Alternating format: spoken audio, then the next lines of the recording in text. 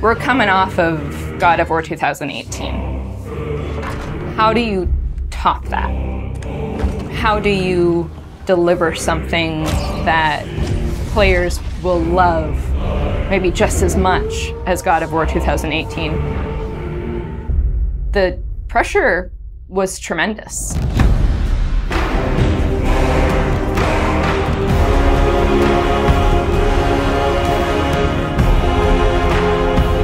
My name is Ariel Angelotti, and I am the senior producer for narrative. My name is Richard Gobert. I'm the story lead for God of War Ragnarök. I'm Jody Kupsko, and I'm the supervising dialogue designer. It's my job to shape the story along with our writing team, our narrative director, and game director. As a producer, it's my job to help build a team to create that content, to own the schedule in realizing that content. I oversee the dialogue production throughout the entire titles. Every line of dialogue that you hear, every human vocalization and effort and grunt, our team touches. So I'm a man now, like you? No. We are not men. We are more than that. The responsibility is far greater. In the story of God of War 2018, we find Kratos seemingly having turned over a new leaf in the Norse lands. He lives a quiet life, hidden in the woods with his wife Faye and their son Atreus. And the story starts with them mourning her death. And we learn that she made a final request before she passed away. She wanted them to spread her ashes from the highest peak in all the 9 realms. He's scared of being a bad father, a bad influence, and as a result, it's made him an absent father. His greatest fear is that he's passed that evil that's inside of him onto his son. You are too quick to temper. You are rash, insubordinate, and out of control. This will not stand. You will honor your mother and abandon this path you have chosen. It is not too late. They befriend Freya, who is an exiled Vanir goddess who used to be married to Odin. They meet Mimir, the self-proclaimed smartest man alive, who serves as their guide and their confidant. And they meet the Holdra brothers, Brock and Sindri, who are world-class weaponsmiths who end up their main source of upgrades and equipment. Now, among the enemies they make are the Aesir gods, whose leader is none other than Odin, someone we never meet in God of War 2018, but who casts a very long and dark shadow over the 9 realms. There are consequences to killing a god! Why? How do you know? How do you know? After many adventures, Kratos and Atreus end up fulfilling Mom's wishes, and over the course of that journey, they find out more about each other and about themselves, and finally find a common ground between them. They become the close family unit that Faye hoped that they would become. In God of War Ragnarök, we fast forward a few years, and little Atreus is now a teen, and they're back to hiding out in their home in the woods in Midgard.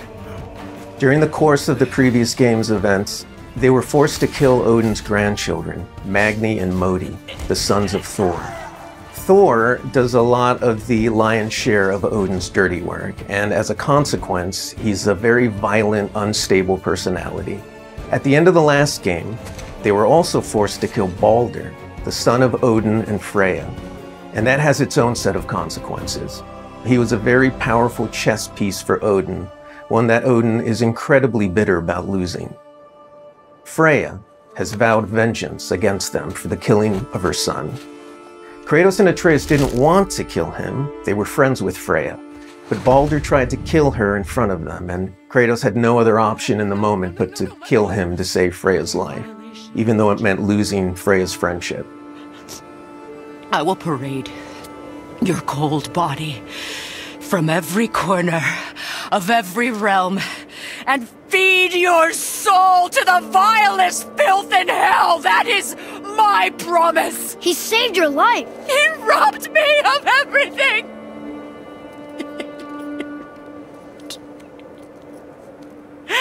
Everything.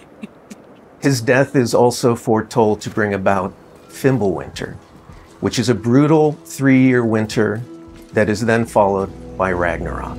It's an apocalyptic war between all the Norse gods, the giants, the dwarves, and the elves, and an army of the dead. They're all destined to fight in a battle that basically ends the world. Kratos is understandably worried about his son and what it means for him.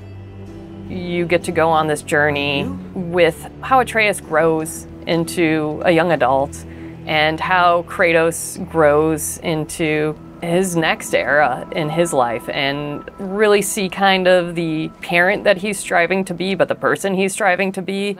I find that tale so incredibly relatable. We had started shooting plenty of content before the pandemic hit. In fact, the week before we all went work from home, we were doing a shoot. I remember being on and off that set, running back to the office and having to talk to studio leadership about what was going down and how this was going to impact us moving forward. And those were trying times. For us, it was a very unique challenge because we had to bring in actors and we had to record them. And so we had to look at different ways of adapting our typical motion capture process and dialogue recording process so we can continue production and continue at the quality that we wanted for our players and our fans. We had some actors stand in for other characters, actors who were already, who were like core to one of the scenes, might just be able to play a background character in another scene to be able to avoid a situation where too many people were on set on any given day. We avoided compromising the story that we were trying to tell as a result of the pandemic and these limitations that we had to deal with. There were no cinematics that we changed. We still have the same characters in them in the final game. We just had to get a bit creative with how we shot the content. Our actor for Atreus, Sonny, is a teenage boy, and his voice changed dramatically throughout the several years on this title. I don't want to fight anyone. I just want answers. We had to go in and even out that performance so it sounds like it took place over a short period of time. That was a unique challenge on this one. The prophecies say Fimbulwinter leads to Ragnarok. War is coming. Whether the Norse saga was going to be a trilogy or just 2 games was something we debated a lot. There were obviously pros and cons for either approach. So we waited for Cory Barlog to weigh in, and he did, and he said, let's do it in 2. The consequence to that is, how do you wrap up the story in one game and do Ragnarok justice? How do we lead up to that and then have a big moment at the end of the game and wrap up all those loose threads? This game is bigger than what we initially envisioned. There's a lot of important story moments that we needed to cover. There are more characters that we follow the threads of, and ultimately it ends up feeling big and epic because there is a lot there for people to enjoy. I am very excited for folks to see this final chapter. A lot happens. We put our characters through the ringer, but we also bring them closure and we provide answers to a lot of the questions the first game posed.